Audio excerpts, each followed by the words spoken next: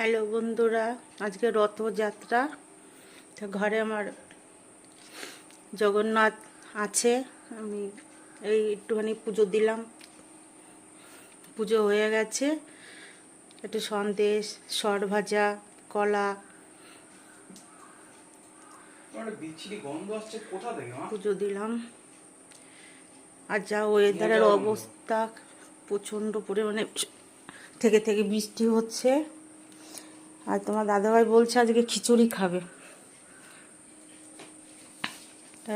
দেখি রান্নাঘরে কি কি আছে। সবজি সেরকম কিছু নাই, তাও ছেলেকে দিয়ে আনা করালাম পটল, এই যে পটল, বেগুন,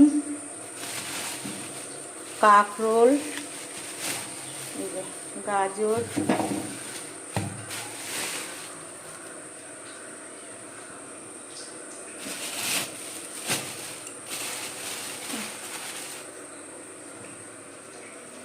সবজি রান্না করালাম। আমি সকালতে চা খাইনি, ঠাকুরকে জল মিষ্টি দিলাম। এই যে এক বাটি লিকার চা নিয়ে নিয়েছি। আমি লিকার চা খাই চিনি ছাড়া। আর বিস্কুট নিয়েছি 3টে। এই যে কড়াই বসাই দিয়েছি। এই যে মুগ ডাল, এটা হচ্ছে সোনা মুগ ডাল। এই সোনা মুগ ডাল নিয়েছি 1.5 কাপ। আর গোবিন্দভোগ চাল নিয়েছি 1.5 কাপ।